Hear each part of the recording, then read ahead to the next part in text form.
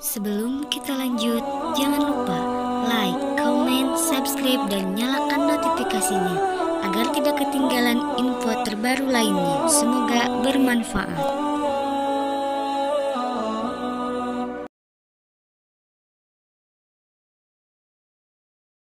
Assalamualaikum warahmatullahi wabarakatuh. Innal hamdalillah hamdan katsiran thayyiban mubarakan fihi. Asyhadu an la ilaha illallah wahdahu la syarika lah wa asyhadu anna Muhammadan 'abduhu wa rasuluhu la nabiyya ba'dah. Allahumma shalli wa sallim ala Muhammadin wa ala alihi wa sahbihi ajma'in. Wa qala Allah ta'ala fil Qur'anil Karim, a'udzu billahi minasy syaithanir rajim. Ya ayyuhalladzina amanu taqullaha haqqa tuqatih wa la tamutunna illa wa antum muslimun. Wa ba'd. Alhamdulillah, kita bersyukur pertama kali kita silaturahim dengan ibu bunda sekalian dalam rangka thalibul ilm yang hukumnya fardu ain. Kalau ibu gagal anaknya lulus UMPTN Fakultas Kedokteran UI, tidak membuat ibu masuk neraka, insyaallah. Ibu gagal anaknya tidak lulus SMU tahun ini, insyaallah tidak penyebab ibu masuk neraka. Tapi ketika gagal kita mendidik anak, istri bagi kami suami, mendidik kepada Al-Quran dan ajaran Islam secara utuh dan menyeluruh, peluang kami masuk neraka semakin besar sebagai ayah.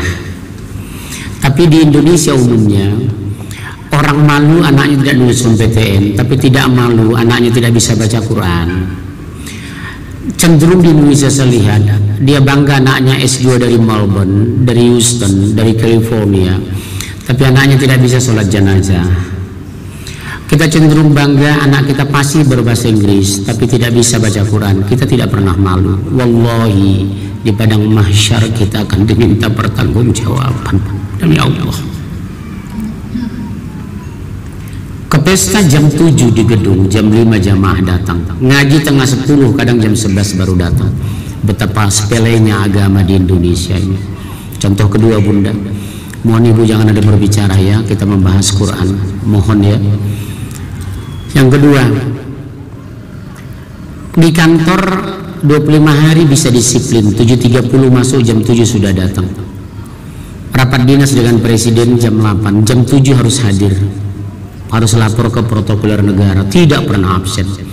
Mengkaji Al-Quran yang firman Allah menyelamatkan dunia akhirat, belum tentu orang istiqomah. Subhanallah, ampuni kami ya Allah, masih mengejar dunia. Saya sepakat dengan sahabat saya tadi, Ustaz MC tadi. Rumah indah yang mewah kita banggakan, wallahi maksimal 14 jam kita di dalam, ketika meninggal kita sudah dikeluarkan. Mobil mewah kita 1,2 miliar, kendaraan terakhir kita tetap ambulan kok. Busana kita yang mahal, busana terakhir kita kain kapan kok. Uang kita yang banyak ditinggalkan kok. Makanya bu lihat kain kapan tidak ada yang bersatu. Kain kapan tidak boleh ada pakai kantong, karena kita tidak bawa apa-apa ketika meninggal.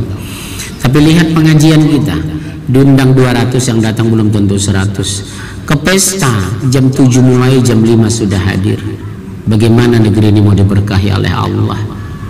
Ampuni kami ya Allah, kami beragama tapi tidak memahami agama. Kami banyak baca Quran ya Allah, tapi belum mengamalkannya. Kami bicara benar tapi kami dusta ya Allah. Masya Allah. Saya terharu ucapan Umar bin Khattab. Apa dia bilang? Aku sahabat yang paling lama menghafal Al-Quran, paling terlambat membaca Al-Quran, paling lambat menghafal Al-Quran dibandingkan sahabat lain, kata Umar. Karena setiap kali aku membaca Al-Quran, aku berusaha mengamalkannya baru menghafalnya. Subhanallah. Saya ulangi ya bu. Di antara sahabat aku paling lambat dalam menghafal Al-Quran, kata Umar bin Khattab. Karena setiap aku membacanya, aku berusaha untuk mengamalkannya baru menghafalnya. Masya Allah. Makanya Rasul mengatakan, jika ada nabi sesudahku, Umar lah orangnya. Orangnya tegas, khalifah, presiden, membawahi 11 negara ketika itu. Tapi Masya Allah, hidupnya sederhana, busananya hanya 3. Orangnya tinggi besar gagah 2 meter 20, berani menegakkan hukum, tegas dalam bicara keadilan, tapi gampang menangis jika bicara agama. Itulah Umar bin Khattab, sampai kelihatan seperti talang air di bawah matanya. Malam-malam dia menangis kepada Allah, padahal insya Allah dijamin masuk surga bersama lebih dari 70 sahabat Rasulullah. Sahabatku sekalian, para ibunda sekalian, tema hari ini sangat bagus kita bahas. Kondisi Islam sekarang diperolokkan, agama dilecehkan, agama jadi mainan, azan sudah jadi polemik. Dulu ketika perang dipimpin oleh Teuku Umar dari Aceh, Sultan Syarif Kasim dari Pekanbaru, Imam Bonjol dari Sumatera Barat, Amir Hamzah dari Sumatera Utara, Sultan Berbin Shah dari Sumatera Selatan, Sultan Toha dari Jambi, Muhammad Husni Tamrin dari Jakarta, Dewi Sertika dari Jawa Barat, Bung Tomo dari Jawa Timur. Takbir dengan suara kencang, Allahu Akbar, la ilaha illallah, Allahu Akbar. Sekarang kata-kata takbir mulai diprotes terlalu besar. Waktu berjuang kita mengingat Allah sudah merdeka, Allah dihinakan. Ampuni kami Allah, jangan sampai azab Engkau turunkan di negeri kami. Gempa di NTB belum selesai, jenazah belum semua dievakuasi dan diurus. Allah turunkan gempa dan tsunami di Palu. Palu belum selesai, jenazah masih membusuk. Allah jatuhkan pesawat. Pesawat belum jatuh, tadi malam banjir bandang besar, satu jembatan diterjang banjir besar di Padang. Apalagi ya Allah, kenapa Bu Allah turunkan? Walakin kazzabu faghaznahum bima kanu yaksibun. Mereka mendustakan ayat-ayat kami, maka kami siksa mereka karena perbuatan mereka. Hari ini ada tema yang dikasih sama saya, apa Pak? Munafik dalam apa itu? Bahaya sifat nifaq, penyakit hati. Wanita disebut munafiqah. Al-Quran sekian puluh kali menyebut kata munafik. Kita lihat siapa orang munafik itu. Jika berbicara dia berdusta, jika berjanji dia mengingkari, jika diberikan amanah dia mengkhianat. Itulah orang-orang munafik dalam versi hadis, dalam versi Al-Quran. Salah satu sifat orang munafik mengganjal, memusuhi, membuli para nabi dan rasul. Ketika di Mekah tidak ada munafik, munculnya munafik di Madinah ketika Rasul terang-terangan menyampaikan Islam, persis maaf seperti Indonesia hari ini. Ketika umat Islam belum bersatu dalam kalimat la ilaha illallah, belum tahu mana yang benar mana yang hak, belum menunjukkan mana kalimat tauhid mana yang tidak, mereka tidak ada yang menonjolkan diri dan tidak menunjukkan mereka anti Islam atau tidak. Begitu peristiwa Jakarta, Ahok menghina Al-Quran, melecehkan ayat, merendahkan firman, umat Islam semakin bersatu, sementara mereka gerbongnya semakin panjang, penumpangnya semakin banyak, memusuhi Islam padahal mereka masuk ke masjid, melecehkan agama padahal mereka membaca Al-Quran, menghinakan Rasul padahal mereka bersyahadat. Siapa mereka itu? Al-Quran kita lihat. 1 Surat 8 ayat 49. Siapa mereka ini? Kita lihat Surat 59 Al-Hasan ayat 11 sampai 17. Surat 9 At-Taubah ayat 62 sampai 66. Kemudian surat 9 ayat 73 plus 74. Kemudian surat 9 ayat 80 plus 84. Endingnya di sini, jangan kamu sholatkan dan jangan kamu doakan, jangan berdiri di atas kuburan meskipun kamu mendoakan 70 kali, kata Allah. Habis. 3 kelompok yang dilarang kita mensolatkan. 1, orang munafik. Jangan kamu salatkan, kata Allah, meskipun kamu berdoa 70 kali, Allah tidak akan mengabulkan doa kita. Dahsyatnya Bu munafik itu. Kenapa Bu? Dia satu barisan, satu saf dengan kita, ternyata mengganjal kita. Sama-sama dengan dia kita baca Quran, ternyata mendustakannya. Sama-sama bersyahadat dengan kita, ternyata memperolok para nabi. Kemarin saya baru meluncur dari Medan, Bu. Baru 2 hari saya di Jakarta. Seorang laki-laki muslim betapa luar biasa melecehkan Allah. Allah sekarang katanya lagi bermain-main. Tiba-tiba aktivis Islam kemarin bersatu mengepung rumah beliau. Saya dengar kabar beliau lari di Jakarta, dipelihara salah satu partai tertentu melindunginya. Padahal luar biasa. Saya nggak teruskan kalimatnya di Instagram beliau, terlalu menyakitkan, menghina Allah. Dan ini satu demi satu muncul di Jakarta. Maaf, negara melindungi. Betul ya, Bu? Kenapa sampai terjadi seperti ini? Tunggu saja azab Allah negeri ini. Tapi kita tetap berdoa, mudah-mudahan Allah melindungi kita. Silakan Ustaz, kita lihat siapa mereka sebenarnya. Surat 8 ayat 49, langsung aja terjemahan Ustaz. Al-Anfal ayat 49. Ketika orang-orang munafik dan orang-orang yang ada penyakit hati berkata, coba lihat, Bu, digabungkan Allah, munafik, penyakit hati apa? Nifaq. Jadi ternyata penyakit, Bu. Harusnya qalbun salim jadi qalbun zolim. Harusnya tunduk patuh kepada Allah dan Rasulnya. Qul ati'ullah wa ati'ur rasul. Nyatanya mengingkari Allah dan Rasul. Salatnya sia-sia, tempatnya neraka jahanam. Yang mengatakan bukan saya. Waktu saya bahas ini salah satu lembaga, Pak, mereka menuduh saya panitia hari kiamat. Bapak bukan memasukkan mereka ke neraka, betul, tapi undang-undangnya ada, Al-Quran. La tattakhizu yahuda wan nasara awliya. Jangan kamu jadikan orang Yahudi dan Nasrani. Ada 4 larangan dalam Al-Quran. Pertama sebagai pemimpin, kedua sebagai sahabat, ketiga sebagai saksi, keempat sebagai wali. 4 diharamkan. Saya ulangi ya, Bu. La tattakhizu yahuda wan nasara awliya. 4 tidak boleh terhadap mereka. 1 sebagai pemimpin, kedua sebagai wali, ketiga sebagai sahabat, keempat sebagai saksi. Yang lucunya begini, Bu. Saya yang minoritas 10% cuma kami muslim di Situmorang. Saya ini Batak asli, Bu. Ibu saya Sitorus, ayah saya Situmorang. Asli dari Samosir, kampung opung saya. Kami di Samosir cuma 1% muslim loh, Bu. Tapi kami kalau saya pulang kampung luar biasa mereka menghormati kami. Ucok katanya.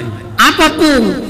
Kau belikan dulu aqua sama abangmu ini sudah Islam, jangan dia pegang itu gelas kita, najis itu katanya. Masya Allah, betul. Kalau ibu ke Samosir, ibu tahu Laik Toba? Pernah kadang Toba? Ya. Danau Toba itu danau vulkanik terbesar di dunia. Luasnya tahu nggak ibu? 100 km, dalamnya 900 meter.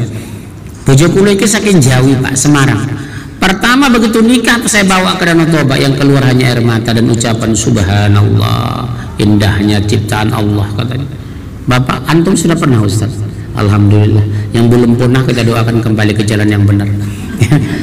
Iya, Bu, karena dianjurkan kita berjalan.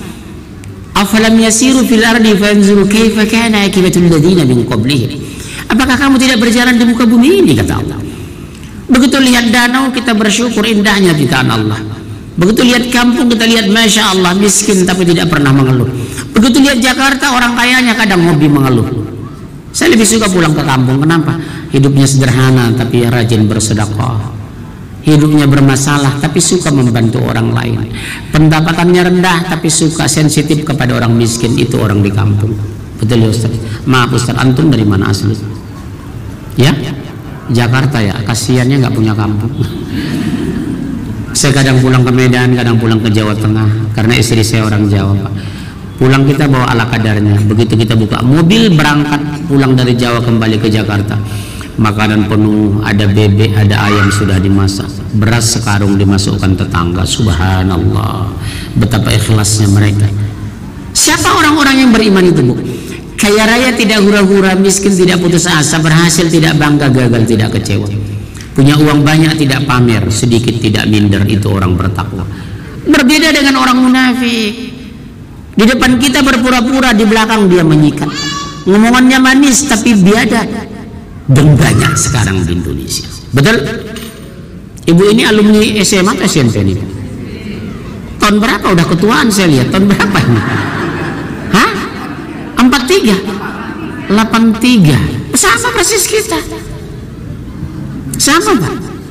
Tapi wajah saya lebih muda ya, Masya Allah. Iya, kenapa Bu, ada masalah? Hah? Sama usia kita, tahun berapa lahir? Masih tua saya malah. Lihat wajah saya masih fresh kan, kayak Aliando, betul? Subhanallah. Umur kita berarti antara 52 53 ini ya. 51 52 53 rata-rata. Kalau bapak-bapaknya masih awet-awet, ibu-ibu yang ngeri-ngeri sedap ini. Saya nggak apa-apa lah. Yang penting masuk surga, insya. Biar penyok yang penting surga daripada cantik neraka, betul ya? Masya Allah. Terus Ustaz. Ya, surat 849. Surat yang tadi, teruskan dulu Ustaz, surat 849. Ulangi dari atas Ustaz. Ingatlah ketika orang-orang munafik dan orang-orang yang ada penyakit di dalam hatinya berkata, mereka itu orang mukmin ditipu agamanya. Iya, menuduh kita orang Islam bodoh. Enggak mungkin dong Quran diturunkan di Arab 1400 sekian tahun yang lalu kok dipakai sekarang, enggak up to date. Itu pernyataan mereka Bu, dari kelompok munafik. Di dalamnya ada apa Bu? Kelompok-kelompok liberal, JIL, kan muncul sekarang JIL kan? Tahu Ibu JIL kan? Jaringan iblis lokal. Oh, hijab itu budaya Arab, kita orang Indonesia, makanya muncul Islam Nusantara. Kalau ada Islam Nusantara, ada nanti Tuhan Nusantara, ada Nabi Nusantara, ada Haji Nusantara. Wukufnya di mana? Bukan Padang Arafah, di mana? Lapangan Banteng. Beresiko Bu. Kalau yang benar itu Muslim Nusantara boleh, orang Muslim menganut Islam tinggal di Indonesia boleh. Tapi kalau Islam Nusantara tidak ada, karena Islam itu rahmatan lil alamin. Boleh dari Balige sampai Belgia. Betul. Ya Pak ya. Bapak sepakat nggak istilah ini? Sepakat Bapak ada Islam Nusantara? Siapa sepakat? Kalau Bapak sepakat saya pulang. Iya Bu, ini berisiko sekarang ada sholat Nusantara pakai bahasa Indonesia. Ini musuh-musuh Islam yang bermain. Walam tarda ankal yahud wan nasara hatta tattabi'a millatahum qul inna hudallahi wal huda. Orang Yahudi dan Nasara tidak akan pernah senang kepada kamu sampai kamu murtad. Sekarang Betawi ada jadi pendeta. Akibat apa Bu? Akidah kita lemah, munafik mengacau, kafir sepakat, mereka kompak, kita diruntuhkan, akidah dibuang, syariah dilelang, lecehkan Islam di Indonesia. Permainan orang munafik dengan kafir bersatu dan kompak, hancurkan Islam di Indonesia. Subhanallah. Ini grand design Pak. Ini grand design menghancurkan itu sudah ada sejak zaman Rasul munafik itu. Betul ya Bu ya? Hati-hati Bu pola pikir begini Bu. Bahkan mereka bilang hijab itu budaya Arab, sholat itu bisa-bisanya orang Arab, Al-Quran itu tidak up to date. Masa diturunkan 1400 tahun lalu, diturunkan di Arab, kok masih dipakai Indonesia? Enggak masuk akal. Akhirnya mereka akal-akali, karena Islam itu ditangkap dengan otak, akal, dan iman. Tidak cukup dengan akal. Otak berhubungan dengan ilmu, hati berhubungan dengan iman. Makanya istighfar orang tidak megang kepala, megang sini. Astagfirullah. Nggak pernah orang astagfirullah. Itu pusing. Hati-hati loh ini memahami konsep ini. Makanya saya lihat di Amerika, Inggris, Perancis, Jerman, Belanda, Rusia, rame-rame mereka masuk Islam karena mereka memandang Al-Quran objektif. Masya Allah. Maaf, Ibu pernah ke Amerika? Belum? Ibu pernah? Kasihan ya. Sekarang di Amerika luar biasa loh. Apalagi di Inggris, Perancis, Jerman, Belanda. Kita ngisi kajian, itu 30% yang hadir di masjid orang Nasrani, bawa kursi mereka. Karena biasa di gereja pakai kursi. Masya Allah, luar biasa. Hampir setiap hari kita mengislamkan orang. Kenapa mereka tertarik? Melihat Al-Quran sempurna. Ini hadiah ini saya dapatkan. Dialog dengan orang Amsterdam. Saya tanya, religion Katolik? No. Protestant? No. Free katanya. Why? Every see. I'm sorry, can you speak English? Yes. Iya Pak. Every see. Saya percaya apa yang saya lihat. Padahal istrinya Katolik, anaknya Katolik, keluarga Katolik, dia keluar menjadi free, tidak beragama, ateis. Akhirnya saya berdakwah 2 jam dengan orang Amsterdam, saya dikasih hadiah jam. Mohon maaf jangan diminta Bu ya. Memang ini agak mahal. Artinya apa? Betapa luar biasa enaknya memperkenalkan Al-Quran di tengah orang kaum intelektual di Inggris, Perancis, Jerman, Belanda. Berbondong-bondong mereka masuk Islam. Indonesia rame-rame murtad akibat kerjaan orang kafir dan munafik. Mereka memusuhi kebenaran dan Al-Quran sebagai kitab yang sempurna. Wa tammat kalimat rabbika sidqa wa adla. Telah sempurna kalimat Allah sidqa wa adla, benar dan adil. Lihat Gubernur Sumatera Utara yang terpilih, Letnan Jenderal Edi Rahmayadi. Begitu dilantik menjadi Gubernur Sumatera Utara, saingannya Sihar Sitorus kemarin. Setiap jam sholat di kantor Sumatera Utara Gubernur diumumkan, Assalamualaikum warahmatullahi wabarakatuh. Perhatian kepada seluruh pegawai negeri sipil di lingkungan kantor Gubernur Sumatera Utara dan tamu-tamu kami yang berada di kantor beragama Islam. Zuhur akan masuk, mari sholat berjamaah masjid sebelah Masjid Agung Medan. Masya Allah. Sekarang paham dari Pak orang sholat di Medan itu. Saya baru pulang 2 hari yang lalu, saya terharu. 170 km dari kota Medan ke arah pedalaman. Begitu saya lewat masuk maghrib, saya berhenti pinggir jalan, penuh mobil dan motor. Saya 5 tahun lalu pulang nggak seperti ini, paling 1-2 sab. Saya tanya, Pak mohon maaf ada pengajian enggak? Terus sholat jamaah Pak. Subhanallah. 2 bulan lalu saya tabligh akbar di Masjid Al-Markas Al-Islami. Ribuan orang penuh, masjid terbesar di Indonesia Timur. Tabligh akbar di poso saya 2 bulan yang lalu penuh, ini saksi, betul kan, di Tanah Lapang hampir 10.000 orang. Kemarin tabligh akbar di Batu Malang, baru sepekan yang lalu saya dari Batu Malang, jamaah melimpah, ribuan orang keluar. Masya Allah. Giliran Jakarta jamaah datang satu-satu. Masya Allah. Padahal kalau kita taat enak Bu. Qul atii'u Allah wa atii'ur Rasul la'allakum turhamun. Taatilah Allah dan Rasul supaya kamu mendapat rahmat. Masya Allah. Terus Ustaz.